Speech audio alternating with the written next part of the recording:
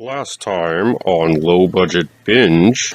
As a non-Phoenixonian and UFO enthusiast, this slasher seems to be the responsibility police of today. That happens when your mother dies and your father murders two birthday clowns all on your 10th birthday. The high-pitched voice of the deformed man passes the authenticity test. Surprisingly, though, there's no nudity. And now, the next death-defying chapter of Low Budget Binge.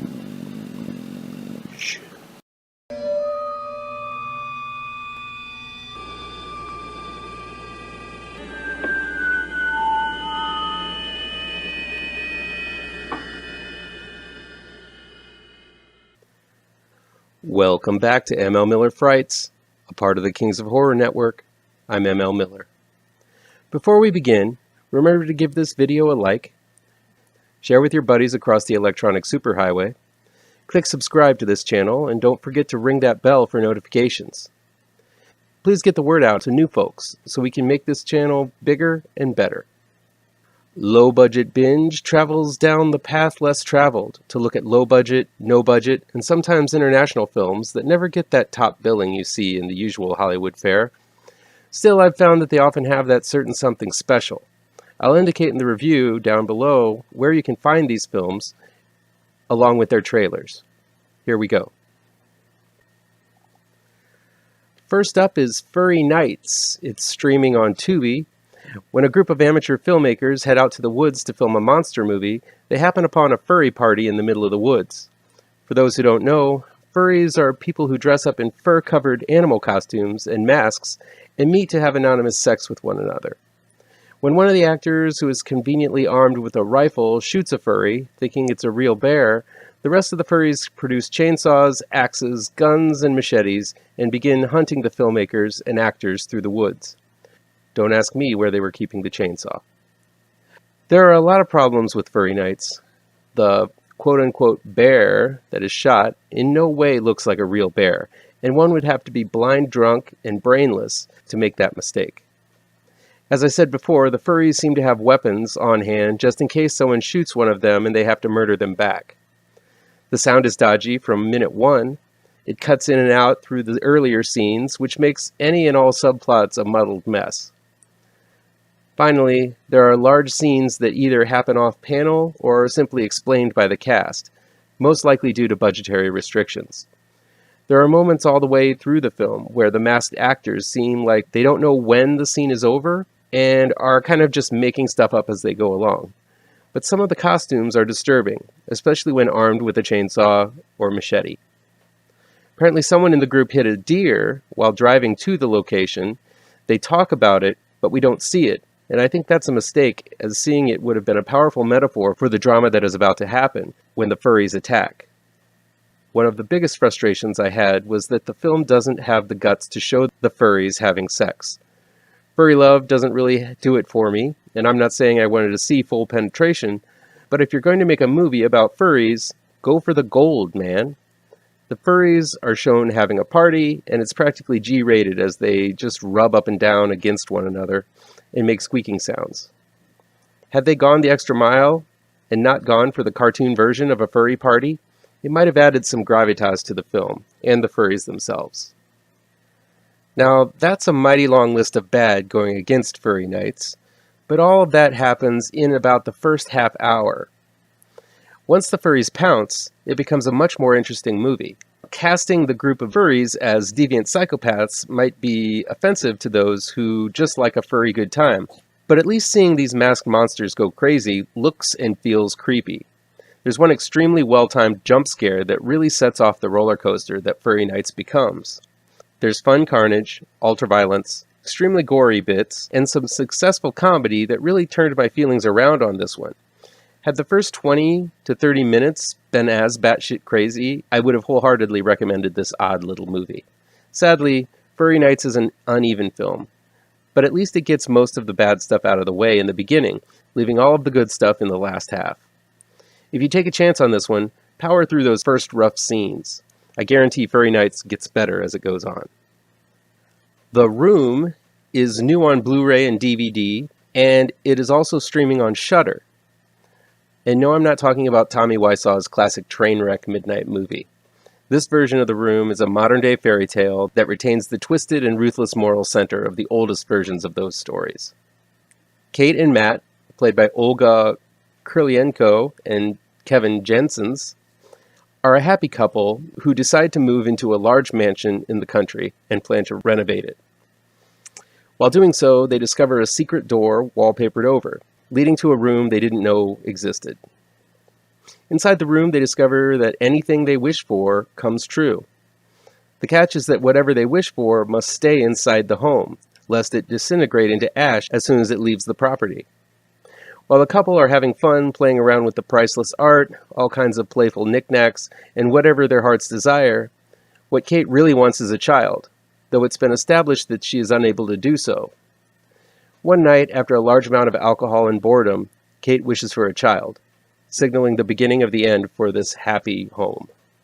The Room has a wonderful premise because it fills one's head with all kinds of wish fulfillment fantasies of what one would do with an opportunity like this. Seeing the couple have fun with all of their baubles and toys is something out of a dream. But of course things don't stay that way, and seeing all of this happiness and riches fade away with one careless wish really works. The film spends a lot of time allowing us to connect and get to know Kate and Matt. The characters are well written, and even though they look like supermodels from a JCPenney's catalog, their joy and pain are still made relatable through some solid acting and storytelling.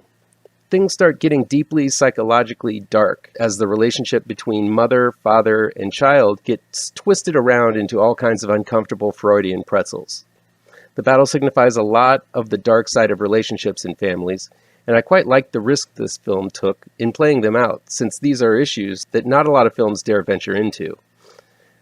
The final act soured the film for me, though, as reality gets warped, as wishes get compounded upon wishes, what is real and what is not is blurred, and the solid grounding of psychological horror is shattered in favor of a bigger and more bombastic finale. I feel had this film simply kept to its psychologically potent core, this would have been a more wholeheartedly positive review. Because of this, I like The Room, but I didn't love it. The Room is a very well-made film showcasing the exceptional acting of Olga Kurylenko, and it has some wonderful twists and turns. While I didn't like the end, turns out I couldn't shake this one after it was over, which is always a good thing when it comes to horror films. Big Fur is a new documentary out now on demand and digital download from 1091 Media. Ken Walker has always been an outsider, and in Big Fur you find out why. Walker is looked at as one of the best in the taxidermy field. His works have won all sorts of awards.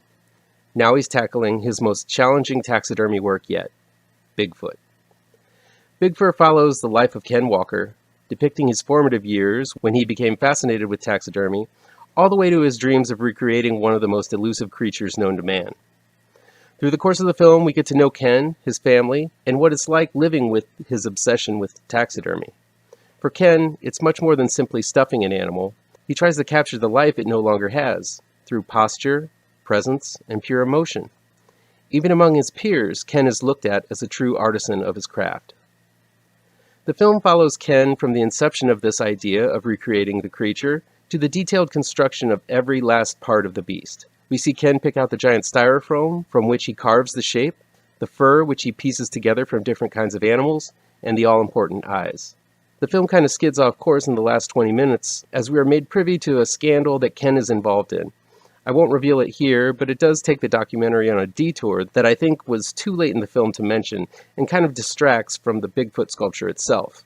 Sure, these moments sort of humanize Ken, but I feel we get to know him pretty well before the detail is revealed, and I feel much of this is padding to make the film feature length rather than a simple 1-hour documentary. If anything, this insight into Ken's personal life puts a very sad shade on the rest of the film, rather than highlighting Ken for the artist that he is. That said, the end result of Ken's efforts is pretty amazing. The creature looks right at home with the rest of the wild beasts on display at the World Taxidermy Championships. In the end, the creature is less menacing and more human than Ken seems to have intended, which turns out to be a nice metaphor about the field of taxidermy that has been the butt of many a Norman Bates joke and the scorn to many animal rights activists. While Ken presents as an oddball with his obsession with bringing dead animals to life, and his equal appreciation of Roy Orbison karaoke, the film humanizes him as well. While this is far from a horror film, it does belong in the cinema of the weird category, which I don't mind sharing with the horror genre. If you're an appreciator of the artistic process and Bigfoot, you won't want to miss Big Fur. 2 Bigfoot-themed films in one video? What is it, Christmas?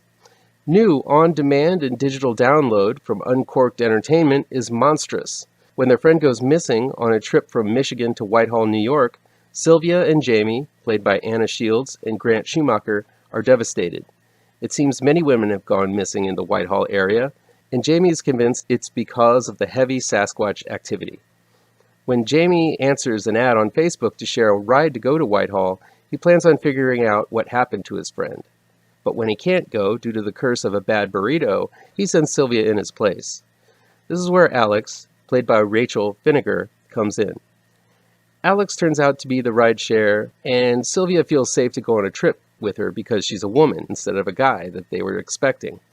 So Sylvia and Alex take to the road and end up in a cabin in the middle of nowhere, and it just so happens to have a very real Bigfoot outside wanting to come in. I don't want to get into the details of the twists and turns that occur in Monstrous. I'll just say that the script is an unpredictable one. Much of the film develops the budding relationship between Sylvia and Alex, 2 women who find themselves attracted to one another as they get to know each other on this trip. While the film begins with a car hitting what looks to be a baby Bigfoot, followed by a vicious Bigfoot attack, it turns into something much more poignant. Sure, it slows the pace down a bit, but having seen way too many movies that star Chad Michael Murray or Lance Henriksen trouncing in the woods to find Bigfoot only to, you guessed it, happen upon Bigfoot, I'm happy for the change. Just because this film develops character in the first half doesn't mean that there isn't any action, gore, or Bigfooting going on.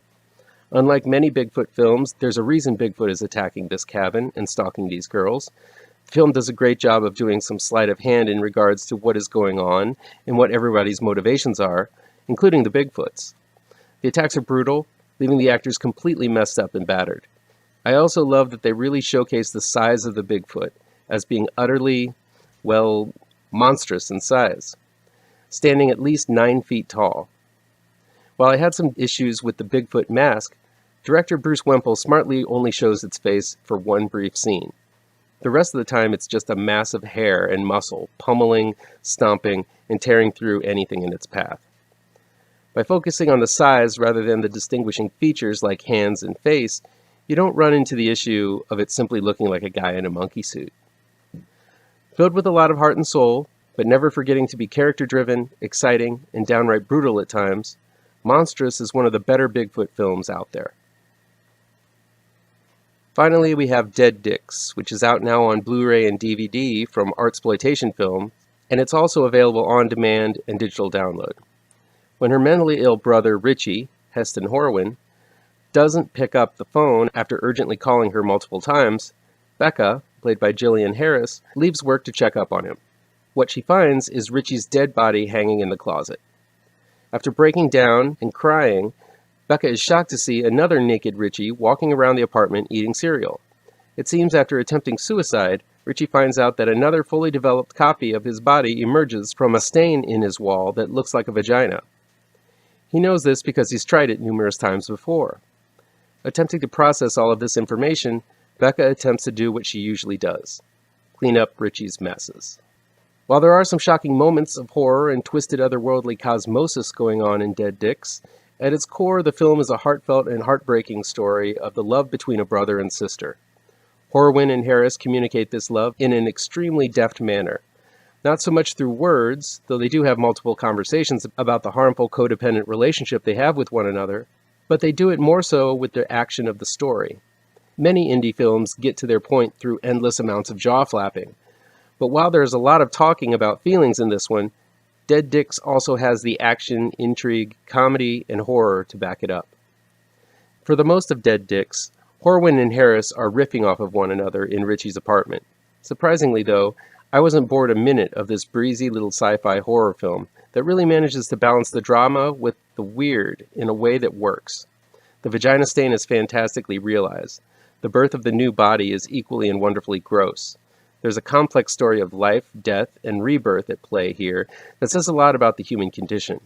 But it doesn't end up being bogged down with exposition or confused with big brain cosmic talk. I was surprised how moved I was with Dead Dicks. Richie seems to have a much more callous and defeatist way of looking at life and death, but a sincere love and dependency on his sister, while Becca's resentment and dedication towards her brother is communicated in an equally heart-wrenching manner. By the end of the story, you know both sides of these extremely flawed individuals in an intimate way. Dead Dicks never forgets it's a weird Twilight Zone-esque body horror film, but manages to intersperse the drama just as capably. It's a really great film that will make you wince, laugh, and maybe even shed a tear at the devastating effect mental illness has on all who orbit one afflicted with it. That'll be it for today. If you like this video, please pound the thumbs up button. Share this video with your social media addicted pals. If you're looking for written reviews, you can find them on mlmillerwrites.com. And be sure to subscribe to this channel and ring the bell for alerts to be the first to see my future videos. Thanks so much for your time, and take care. You're doomed to live the life you're meant to be, stuck inside your